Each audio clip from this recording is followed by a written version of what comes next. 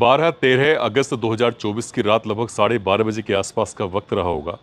एक roadways bus में conductor वो अपना जो कैश था उस कैश को जमा करने के लिए कैशियर के पास जाता है, आईएसबीटी देहरादून।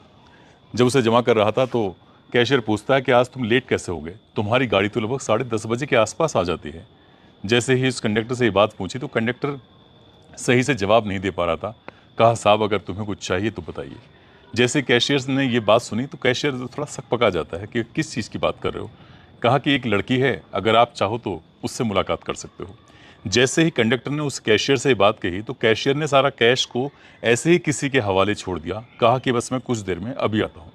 कैशियर उस कंडक्टर के साथ जाता है। रोडवेज परिसर के अंदर एक देहरादून डुपे की बस खड़ी हुई थी। जैसे ही उस बस के अंदर प्रवेश करता है तो दो ड्राइवर एक लड़की के साथ, जिसकी उम्र लगभग 16 साल के आसपास रही होगी, उसका बलात्कार कर रहे थे।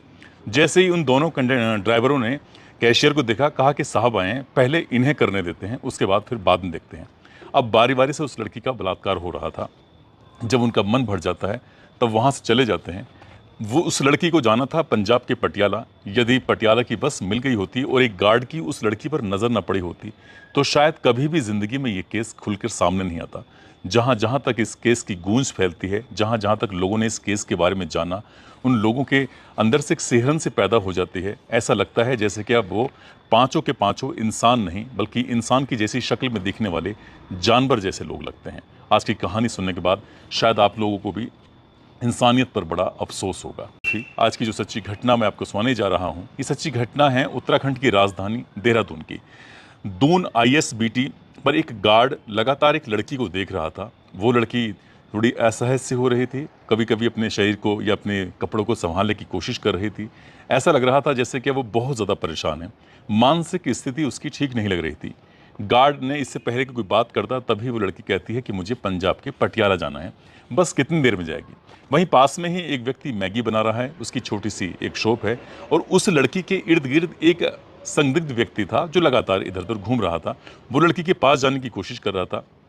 गार्ड को ये सब बातें अटपटी लग रही थी, अजीब लग रही थी। तभी वो वहाँ से हटता है और 1098 यानी कि चाइल्ड हेल्पलाइन नंबर पर फ़ोन करता है। कहता है कि साहब, इस आईएसबीटी के प्लेटफॉर्म नंबर 12 पर एक लड़की खड़ी हुई है, कुछ अजीब लग रही है, आकर आप देखेंगे तो शायद हो सकता है कि आप उसको थोड़ा बेहतर समझें।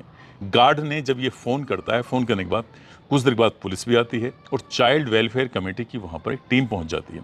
उस लड़की को अपने साथ लेते हैं। उस साथ लेने के बाद उसकी मनोस्थिति, मनोदशा उसकी कुछ अच्छी नहीं थी।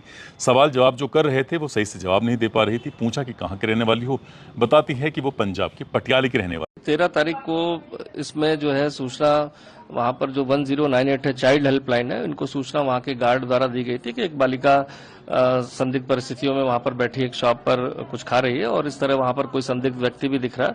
तो इसको देखते हुए 1098 ने अपनी टीम के अन्य सदस्य को बुलाया और बच्ची से जो पूछताछ करी, उस पूछताछ में बिटिया द्वारा ये नहीं बताया गया कि वो कहाँ से आई है, किन परिस्थितियों में आई थी, और उसके द्वारा अपना घर कहीं कभी अन्य शहरों में बताया गया। और माता पिताजी के बारे में पूछने पर उसके द्वारा ये बताया गया कि उनके माता पिताजी की डेथ हो चुकी है। तो इस सब चीजों को, परिस्थितियों को देखते हुए जो 1098 की चाइल्ड हेल्पलाइन की टीम है, इनके द्वारा CWC के माध्यम से उसको काउंसलिंग के लिए ले जाया जाता है, बाल निकेतन ले जाया। वहीं जाना चाहती है। लड़की को भूख लगी थी, उससे खाना खिलाया, उससे बातचीत की। उसकी हालत कुछ अजीब सी भी हो रही थी। उस लड़की से कहा जाता है कि बेटा तुम घर चलो, यानी कि उसे घर लेके जाया जाता है। उससे बड़े प्यार से, सलीके से बातचीत कर रहे थे। जो खाने को मांग रही थी वो खाने को दे रहे थे ताकि कुछ बोल सके, क्योंकि 16 साल की वो लड़की थी, वो समझ नहीं पा रही थी कि एक अजीब सी दुनिया में वो घूम रही थी और अजीब अजीब तरह के उसे लोग मिल रहे थे। और जिसको भी देखती थी, खासकर आदमियों को, पुरुषों को देखती थी तो डर जाया करती थी। तभी महिलाएं उससे बातचीत कर रही थी और लगभग 2-3 दिन बीत जाते हैं। तब उस लड़की ने कहा कि गंदा काम हुआ है। बस इतना कहने की स्थिति में थी कि गंदा काम हुआ है, किसने गंदा काम किया, किसने नहीं किया, बस वो जानना चाहते थे। आखिरकार पुलिस ने उसी तारीख में वापस जाते हैं, यानी कि 12-13 अगस्त 2024 की उस रात में, जिस रात में वो लड़की मिली थी। और आईएसबीटी देहरादून के उस रोडवेज बस स्टैंड पर जितने भी सीसीटीवी कैमरे लगे हुए थे, उन कैमरों को बारीकी से खंगाला जाता है, देखा जाता है। वो संदिग्ध व्यक्ति जो उस लड़की के इर्द गिर्द घूम रहा था, वो संदिग्ध व्यक्ति आसपास कहीं और भी दिखाई देता है। उस व्यक्ति का फोटो निकलवाया जाता है और रोडवेज डिपो में जितने भी लोग काम कर रहे थे सबको वो फोटो दिखाया जाता है कि क्या तुमने इस व्यक्ति को देखा है। तभी अलग अलग लोगों ने कहा हाँ, हम इसे जानते हैं। और जैसे ही उसके बारे में पता किया तो उस व्यक्ति का नाम, उसका पता जब निकल के सामने आता है तो पुलिस उससे गिरफ्तार कर लेती है। गिरफ्तार करने के बाद अब उससे पूछते हैं कि आखिरकार क्या माजरा है, पूरी कहानी क्या है, तुम अपने आप से बताते हो, प्यार से बताते हो, या फिर पुलिस का जो तरीका होता है वैसे बताओगे। क्योंकि पुलिस ने जब उससे सख्ती से पूछताछ की तब उसने एक कहानी सुनाई, जिस कहानी को सुनने के बाद शायद आप लोगों को भी बहुत बुरा लगेगा और इंसानियत पे शायद भरोसा उठने की पूरी पूरी संभावना होगी। 12 अगस्त 2024 की ये बात है। शाम के लगभग 4 बजे के आसपास का वक्त था। दिल्ली के कश्मीरी गेट पर एक लड़की खड़ी हुई थी। कश्मीरी गेट पर लड़की खड़ी हुई थी। वो पूछ रही थी कि भैया मुझे पंजाब के पटियाला जाना है, ये कौन सी बस पकड़ लूँ। अब उस आईएसबीटी पर सैकड़ों नहीं बल्कि बताते हैं कि हज़ारों बस खड़ी रहती हैं, वो अलग अलग दिशाओं में जाती हैं। और वो लड़की थोड़ा कंफ्यूज थी, परेशान थी कि किस बस में जाके बैठूं। जिस व्यक्ति से पूछा जाता है उसने कहा तुम परेशान मत हो, ये जो सामने बस खड़ी हुई है इस बस में बैठ जाओ। अब दिल्ली से वो बस देहरादून के लिए चलने वाली थी। उस लड़की को उस बस में बैठा दिया जाता है। कोई किराए की मतलब फिक्र नहीं थी। आराम से उस लड़की से कहा जाता है कि जब भी तुम्हारा स्टेशन आएगा जहां तुम जाना चाहती हो मैं तुम्हें आराम से बता दूंगा, उतर जाना। अब धीरे धीरे कर बस चलने लगती है। बस रात के 10:30 बजे के आसपास उत्तराखंड की राजधानी देहरादून के जो मेन उसका बस स्टैंड है आईएसबीटी, वहाँ पर जाकर रुक जाती है। और जब एक एक सवारी उतर जाती है, वो लड़की अकेली थी। कंडक्टर और ड्राइवर उस बस के जो होते हैं उस लड़की के पास जाते हैं, कहते हैं कि तुम्हारा स्टेशन आ ही चुका है, बस एक बस और बदलनी है, थोड़ी देर की बात है, तुम थोड़ी देर हमारे साथ वक्त गुजार लो। अब उन दोनों ने, कंडक्टर और ड्राइवर ने, जिस लड़की को कश्मीरी गेट दिल्ली से लेके आए थे अपनी गाड़ी में बिठाकर, जिसकी उम्र लगभग 15-16 साल के आसपास रही होगी, उस लड़की के पास जाते हैं। उसके शरीर के अलग अलग हिस्सों को उसे छूने लगते हैं, उसे परेशान करने लगते हैं। उसके तन के कपड़े उतार कर उसके साथ वो गंदा और घिनौना कृत्य करने लगते हैं। कंडक्टर ड्राइवर बारी बारी से ये सब काम कर रहे थे। उन्हीं के ठीक बराबर में एक और बस खड़ी हुई थी जो कि ऋषिकेश से दिल्ली के लिए रूट पर चलती थी। तो जब वहाँ तक ये आवाज़ें पहुँच रही हैं तो उस गाड़ी के अंदर 2 ड्राइवर बैठे हुए हैं। वो 2 ड्राइवर कुछ देर के बाद इसी गाड़ी में आते हैं और आकर देखते हैं कि इस गाड़ी के, जिस गाड़ी में लड़की बैठी हुई थी पहले से, एक कंडक्टर और ड्राइवर गंदा काम कर रहे हैं। वो जाते हैं कि अच्छा हम भी करेंगे। यानी कि दोनों ड्राइवरों ने आकर उन दोनों कंडक्टर और ड्राइवर से उस लड़की के बारे में कहा जैसा तुम कर रहे हो वैसा ही हम करेंगे। इनका कोई बात नहीं, कोई एतराज़ नहीं है। लगभग 1.5-2 घंटे का समय बीत जाता है और उस लड़की के साथ ऐसे ही घिनौना गंदा कृत्य हो रहा था।